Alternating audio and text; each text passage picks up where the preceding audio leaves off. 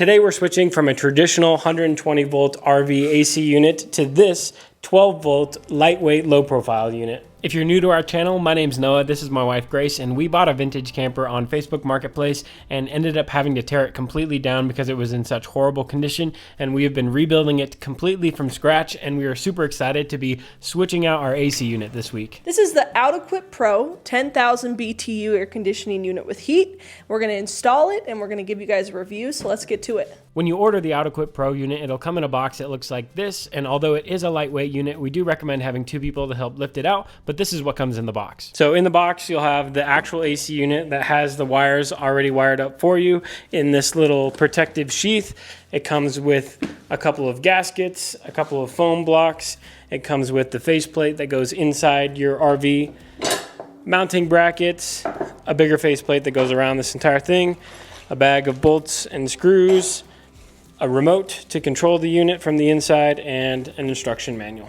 Now there are a couple of reasons we're switching to this OutEquipPro unit, but the biggest is weight. This is the lightest weight RV AC unit that we could find anywhere on the internet. All of our walls and our ceiling are made from 2x2 lumber, and back when we installed the AC unit that we currently have, we put up temporary supports around the AC unit to prevent it from collapsing the roof.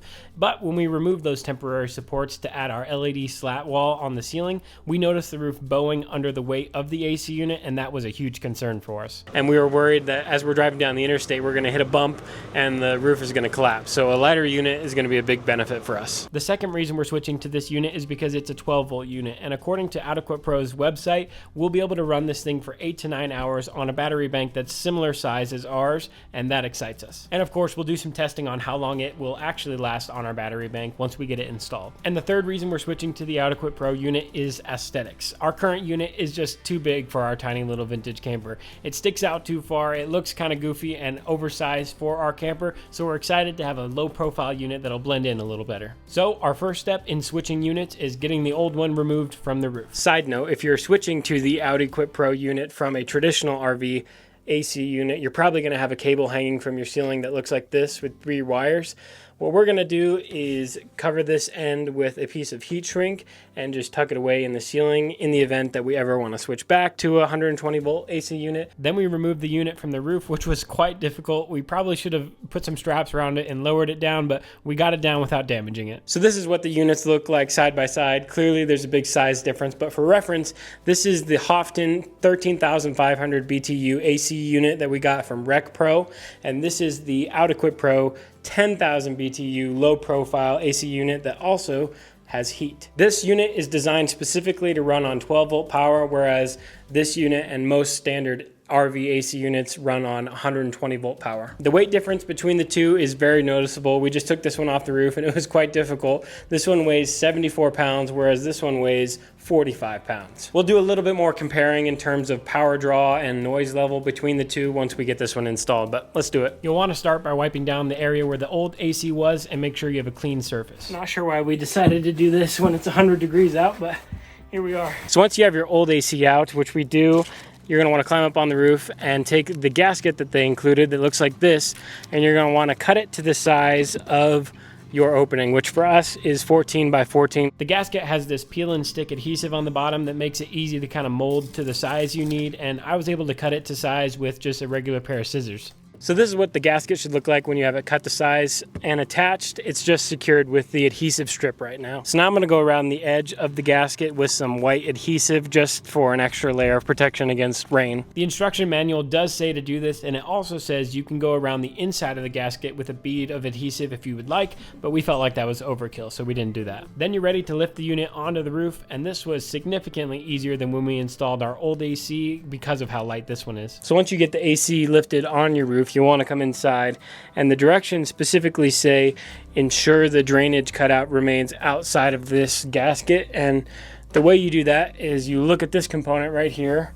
which is the air duct, and you'll want to make sure that the front of this is offset from your opening by at least 2.5 inches, and ours is, I think we're 3. So make sure you do that, and then to line it up, you'll just want to look at where your bolts go and center it within your hole, which ours is pretty centered. So we got the bolts in where you're supposed to have them, and the brackets go across like this, but they're supposed to go directly on your roof joist here. So what we're gonna do is we have our ceiling slats that are in our way. So we're gonna notch out with the saw from here to here on both sides, just this little piece right here, so that this bracket can sit flush.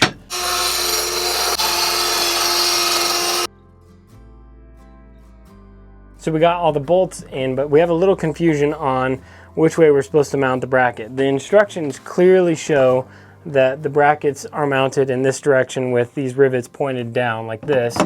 But when you have it this way, the washers that they included don't fit in there. Even if you press really hard, they don't fit in there. They'll fit, obviously, if you flip it around like this and put the bracket this way. But that's not the way the instructions show. So I don't know if we're doing it wrong or if these are just the wrong size washers, but we're gonna do it like the photo in the directions show. I just have smaller washers.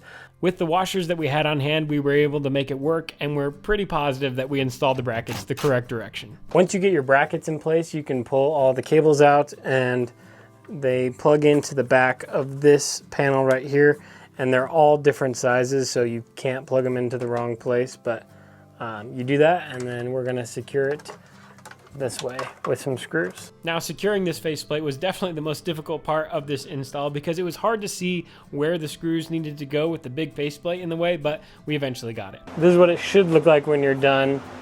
This was way harder than we thought it was gonna be, just because the fact that this is a separate piece from this makes screwing it in really difficult, especially when the screws are just a little shorter than would be ideal, but we got it. Now the next step is drilling a hole in the roof so that we can run this big cable that you see that's connected to the AC unit to our battery bank. What we're gonna do is we're gonna fish the wire through the window and test it real quick, and then we'll drill the hole through the roof and officially do it. We have it temporarily wired up, so I'm gonna turn the system on, and then if it works, we'll show you guys how we did it and actually run it the correct way. So it beeped and the lights are on. Got it working.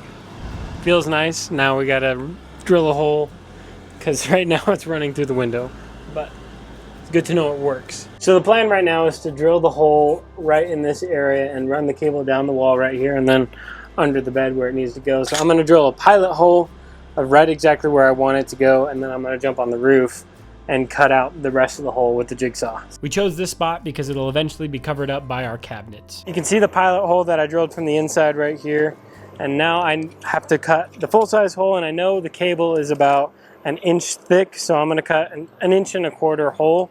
I'm gonna draw a circle 1.25 inch wide first, and then we'll get the jigsaw up here. Our roof is made of aluminum, so I just used a metal cutting blade in the jigsaw, which made cutting the hole relatively easy.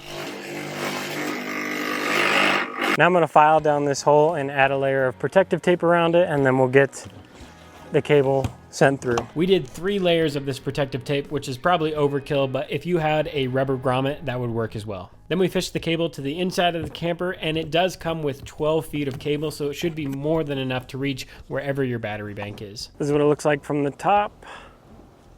Obviously, we're gonna add some caulking around all of that. Then we ran the cable under our bed to our electrical system. So we're connecting it to our bus bar here, so here are the 2 wires that we're connecting. The component we're working with here is a Victron Lynx distributor. Now this cable actually does have a fuse built into it right here. It's a 100 amp fuse, but I also added a 100 amp fuse on the bus bar, and that's it, we got it wired up. So when you go to install these foam blocks to support the back of the AC unit, I just went like 1 inch or 2 from the very back of the AC unit, and they just peel and stick and go right on your roof. So I'm gonna do that now. Then we sealed the hole we just drilled with a bunch of waterproof sealant. It's not the prettiest looking thing in the world, but it'll work and no one's gonna see it anyways. Now that we got the OutEquipPro unit installed, let's compare it to our old unit that we got from RecPro and see how it performs. So this is our old unit. Obviously we filmed this before we took it out, but we're gonna test it and show you guys how loud it is on its highest setting and its lowest setting, and show you guys the power draw on its highest setting and lowest setting just from our batteries. So let's fire it on and let's show the power draw first. There's currently nothing else on in the camper except for the AC unit, and it's running entirely off of our 4 100 amp hour lithium batteries, and it is currently pulling 1300 watts on its highest fan setting. On the AC's lowest fan setting, it's pulling 1200 watts, so not much less compared to the highest setting. On the AC's lowest fan setting, it's about 58 decibels when I stop talking, and I'm holding it about a foot away from the AC unit. And on the AC's highest fan setting, it's about 61, 62 decibels. On the Renogy battery monitor system, it gives you a time estimate on how much it thinks your batteries are going to last based on how much you're pulling from them. And like I said, we have 4 batteries. We're sitting at about 94% and only running the AC on it right now. And it says the batteries will last for 3 hours and 34 minutes. Now let's see how the OutEquipPro unit compares to those numbers. We have the OutEquipPro unit running on its highest fan setting, and our battery monitor says we are pulling around 750 watts, but our lights are on because it's nighttime, and those pull about 100 watts. So I'm going to turn them off and show you what the battery monitor says now. After those are off, if you can focus on that and see it, it should be about 100 watts less. Now on the lowest fan setting, which is what it's on now, it's only pulling about 360 watts. And on the lowest fan setting, the battery monitor says that with this current pull and our lights that we will be able to last 13 hours and 55 minutes on our battery bank alone. Now if we turn it back up to its highest fan setting, let's see how many hours it says will last on 96%. Now on the highest fan setting, the battery monitor says that it will last just under 9 hours with the lights on just our 4 batteries. In terms of noise level, when it's set on its lowest fan setting and I stop talking, it's at about 42 decibels. And on the highest fan setting, it settles in when I stop talking at around 53 decibels. So overall, we're pretty impressed with the OutEquipPro unit. Obviously, we haven't extensively tested it. We'll have to make a follow-up video once we've actually taken it out on the road and tested it a little more, but the weight is a huge thing for us. We've subtracted almost 30 pounds from our roof, which kind of eases that worry in our mind of our roof collapsing on the interstate. I think we'll still probably keep these supports in just in case, but the weight is a huge thing. The aesthetic on this one is way better than our old one. Wouldn't you agree? Oh yeah, absolutely. This unit is much sleeker. It's low profile. The old unit just kind of looked overkill for our tiny camper. It sat up super high, and this unit is really sleek and thin, and it looks really great.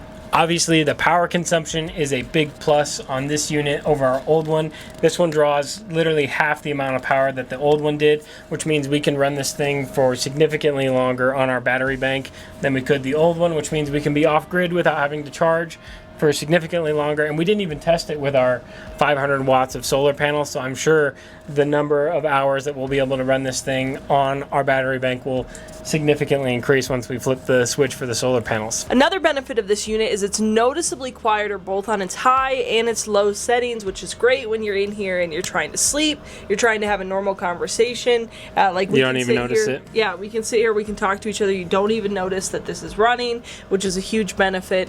And additionally, these little vents on this unit twist, and you can twist them, like rotate them and point them in whatever direction you want, versus the other unit. It was just one little toggle that went up or down, so you can point this in any direction, which is nice considering our bed is going to be back here, so we can point this however we would like, especially at night. So a couple of drawbacks that we've noticed as we installed this unit and as we've been testing it over the last couple of days is the airflow on this unit on its highest fan setting is noticeably less than the airflow on our old AC unit on its highest fan setting, but we expected that, right? Yeah, I mean, the old unit was 13,500 BTU. This unit is 10,000 BTU, so we did expect that the airflow, or like that push of air out of the unit, would be a little less. Yeah, and for this size space, our tiny little camper, 13,500 was a little bit overkill. It cooled it off really fast, but I think this one will work just fine. As far as the install went, there were a few things that were a little more difficult than they probably should have been. One of them was installing this faceplate was quite a bit more difficult than we were expecting, and I think it's mostly because there's technically two face plates, and because these two pieces are two separate pieces, it makes screwing it in very difficult because you can't really see because this is here. But we eventually figured it out, but it was a little more difficult than we were expecting. Additionally, during the install, there were a few parts that the unit came with that didn't really seem compatible with the unit. For example, when we went to install the brackets, which are under this faceplate, kind of holding the AC onto the roof, there were some washers that seemed too big to actually fit in the bracket like they were supposed to based on the diagram. A disclaimer, it is very possible that we were doing it wrong. Correct. But we were looking at the photo in the instruction manual and we watched the little, like, OutEquipPro has like a digital installation video guide, and based on both of those things, it seemed like we were doing it right, and the washers just didn't fit. So luckily that wasn't a huge deal because we had washers that were the right size, but if you didn't, that might be a little bit of an inconvenience. Also, I think you'd agree that the instruction manual could be a little more specific. It had like the general gist of what to do, but there were some things that we were just left guessing because it wasn't included in the manual how to do it exactly. Also, another obvious drawback that you could list would be cutting a hole in the roof to run the cable. It wasn't particularly difficult, but just cutting a hole in your roof is always worrisome in general. I think it'll work out just fine, and we're running the cable through our cabinetry, so you're not going to even see it, but that could be a drawback for someone who's a little nervous about cutting a hole in their roof. So overall, we really like this unit. We're excited to test it out on the road. We would say it's a perfect fit for anyone who has a small vintage camper like ours, or a small travel trailer, teardrop trailer, or if you have like a van build. I think this unit would be perfect for you, or if you're just looking to run your AC for longer off-grid without being plugged into a campsite.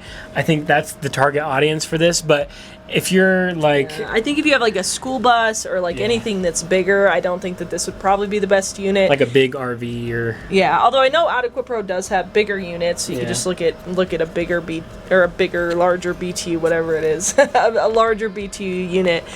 For our purposes, I think that this unit's great. It's lighter. It seems to work really well, and we're excited to be able to use it and test it out. Thanks for watching this video all the way through. If you have any questions, let us know in the comments. Otherwise, we'll see you in our next video.